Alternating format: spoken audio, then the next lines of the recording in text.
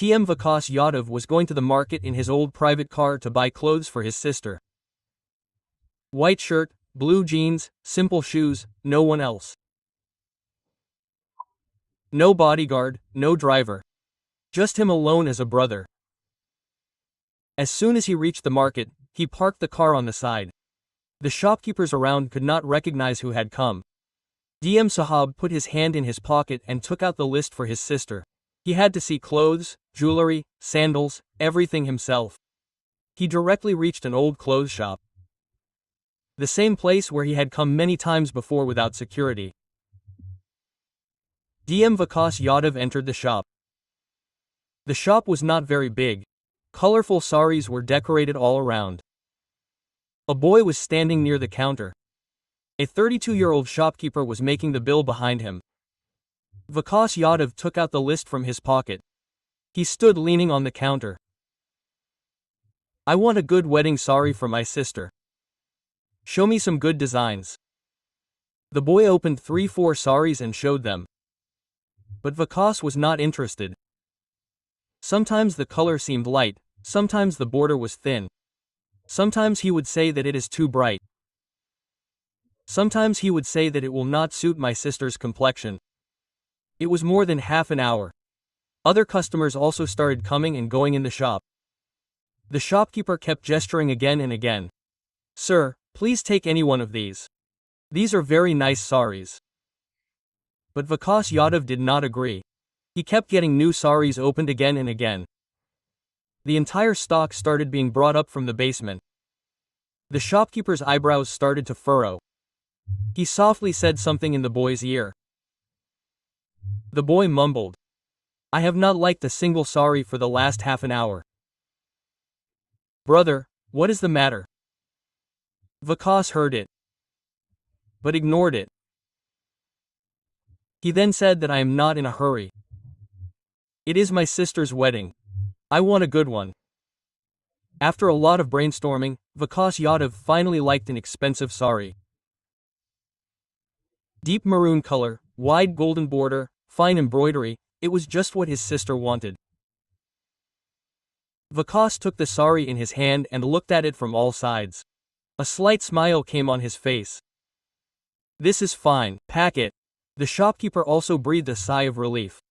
The boy folded the sari properly and packed it in a shiny cover. Vikas Yadav picked up the sari packet and kept it on his shoulder. As he was about to go out, he saw a thread peeking out from the corner of the packet. He stopped and opened the packet and took out the sari again. The thread was broken at one place in the border of the sari. The torn thread was hanging. When he pulled it, the stitching of the embroidery started coming loose. The color of Vikas Yadav's face changed. What is this? Such an expensive sari and this thread is broken in it. It will tear soon. The shopkeeper looked at it indifferently. Sir, a small one is fine. Take it, nothing will happen. Vikas said in a strict voice. What is the problem? I am paying so much money. I want a good sari. The shopkeeper got angry. Now you cannot change it again and again. You yourself checked it and took it, now what is our fault? The boy standing behind taunted laughingly. Hey sir, no one is more intelligent than you. You had checked everything, right? Vikas Yadav felt as if someone had hurt his dignity. His voice became strict. Give me the right sari or return my money. The shopkeeper glared at me. It won't happen like this. Don't do too much drama. I won't get my money back. Crowd started gathering. People standing at the counter started making noise. Now the voices inside the shop started getting louder. Vikas Yadav said, business doesn't run like this. I have paid the full amount. Give me the right sari or return my money. The shopkeeper taunted me. Are you pretending to be a big officer? Such people come here every day. They do drama after bargaining. Don't you see it before? Vikas angrily threw the packet on the counter. The crowd shrunk further. The boy said from behind. Now his drama has started. He has been troubling me for half an hour. Vikas glared at him straight. The shopkeeper angrily took out his mobile from his pocket. Don't create too much ruckus. I will call the police right now. I will see how you get the money back. Vikas Yadav said in return, yes, do it. I will talk to the police also. The shopkeeper immediately called the police station. He bent over the counter and said in a loud voice, Hello Thandar ji, here a man is quarreling without any reason. Send someone quickly. Some people standing in the crowd looked out of the shop. Hey, brother, have you called the police? Vikas Yadav did not say anything. He picked up an old iron chair lying nearby. He went and sat near the shop's gate. He looked towards the sky and remembered his sister's wedding. But now there was no question of retreating. DM Vikas Yadav was sitting on that iron chair. He was thinking that it doesn't matter, the police will come and recognize him. Then the matter will be settled here. He was sure that the police station in charge or any inspector of the district will recognize him at a glance. After all, he was the DM himself. The entire administration saluted him. But fate had something else in store. The police jeep stopped outside the shop. 2 constables and an inspector got down. The crowd moved aside. The shopkeeper ran and met the inspector. Sir, this is that man. He is quarreling without any reason. He is creating a ruckus in the shop. The inspector looked at Vikas Yadav from top to bottom without asking anything. Vikas was still sitting on the chair. There was a slight tiredness on his face, but there was a hope of respect. The inspector roared and said, Who are you? What is the drama? Vikas said calmly. Speak politely. I am Vikas Yadav. The inspector interrupted him. If you are Vikas Yadav, are you from a royal family? Will you create a ruckus in the shop? Vikas said once again, Do you know who you are talking to? The inspector laughed loudly. Yes, now you will become the father of all. Don't show too much arrogance. Come straight to the police station, I will tell you everything. The constable went ahead and tried to hold Vikas Yadav's hand. The crowd saw DM Sahab, who was still not able to reveal his real identity. He stood up quietly. Just then the shopkeeper took the inspector by the shoulder and took him inside the shop.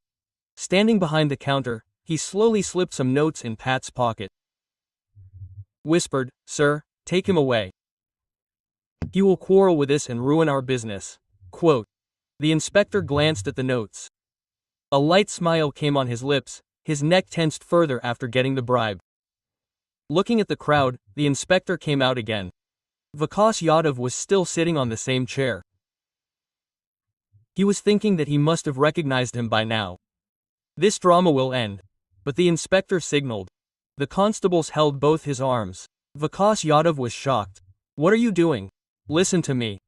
The inspector whistled and pointed towards the jeep. You have spoken enough. Let's go to the police station. Let's go there and we will know who is how big an officer. Someone from the crowd muttered.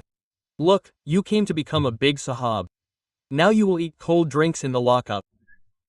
The shopkeeper was standing far away and laughing with his mouth covered. Vikas Yadav's eyes were burning with fire. But at that time the hands of the police were heavier than his voice. He did not protest. The door of the jeep opened. The constables pushed him and made him sit inside. As soon as the car crossed the street, the shopkeeper pulled down the shutter. The business went on again. But DM Sahab's respect was dragged on the way to the police station. The police jeep came to a halt at the police station gate, raising dust. The crowd was left behind. Now there was no one to see the spectacle. It was just darkness inside. The inspector got down and lit a cigarette. The constable opened the door of the jeep. DM Vikas Yadav was pulled out. He was silent. No argument, no pleading.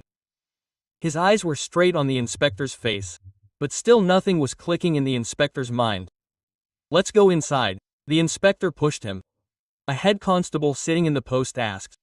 Sir, who is he? The inspector said after entering. He used to walk around with a big attitude. He quarreled with the shopkeeper. You see, such people cause riots. Put him in the lockup, it will be cool. Vikas Yadav tried to speak once again. I am Vikas Yadav. The head constable interrupted. Don't tell me your name and address, sir. I will write it on paper later. First go inside. The constable opened the thick iron gate. Damp lockup. Stink, Pieces of cot. Vikas Yadav took a deep breath. The inspector slammed the lock. Sitting on the chair, he laughed loudly. Now become an officer, remain a king. The shadow of Vikas Yadav's face kept trembling on the walls of the lockup. But the blind lock of the system was bigger than his voice. Outside the lockup, another inspector was sitting on an old wooden chair. His name was Rajendra Singh. He was not very old, but he was famous among those who worked quietly in the district. He was looking at his file. Just then he heard the siren of the jeep, the knock of the gate and the sound of the lock being closed on the door. Rajendra Singh raised his head. He looked behind the bars of the lockup. Inside was the same man who was sitting quietly on the ground. A weak white coat, slightly dusty shoes, but the same attitude on his face, the same peace, the same status which he had been seeing in meetings for years. He closed the file. Slowly he went closer and peeped through the small window of the lockup gate. For a second his head became suspicious. Oh, this is it. He signaled a constable. Who is he? In which case have you brought him? The constable told him laughingly. Sir, he had quarreled with the shopkeeper. Inspector Sir arrested him. He said he was acting like a big officer. Rajendra did not listen to him. He looked inside again. DM Vikas Yadav also looked up at him. Their eyes met and the next moment Rajendra understood what a big drama had happened. He scolded the constable. Shut up, this is not a joke. Open the gate quickly. The constable was taken aback. But the Inspector Sahab has forbidden it. Rajendra's voice echoed. Open the gate. This Vikas Yadav is the DM of the entire district. Even 50 inspectors like you together cannot do any harm to him. The constable's hands started trembling. The key entered the door. The lock opened and the latch was removed with a clatter. Rajendra saluted Vikas Yadav standing on the other side of the bars. Sir, please forgive me. I will make up for this mistake right now. Please come out. The walls of the lockup were witness where the identity of DM Sahab had been erased till now. The same was now bringing out the truth with full respect. As soon as the lock of the lockup opened, DM Vikas Yadav came out. The other inspector Rajendra scolded the constables fiercely. In a short time, the officers in the police station got the news that who had been arrested and brought. All the small and big officers came running. He kept saluting. Vikas Yadav didn't speak a single word loudly. He just said this in a stern voice.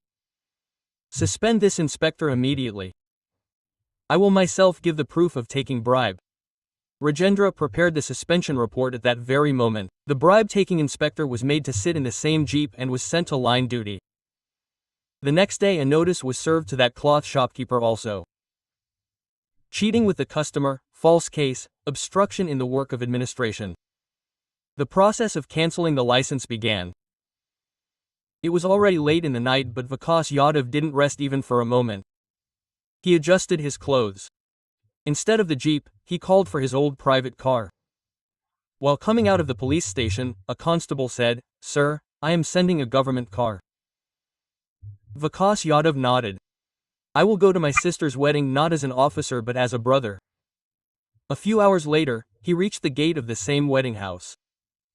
Swati started crying seeing her brother standing at the door. Vikas put his hand on her head. You had invited me to definitely come to the wedding.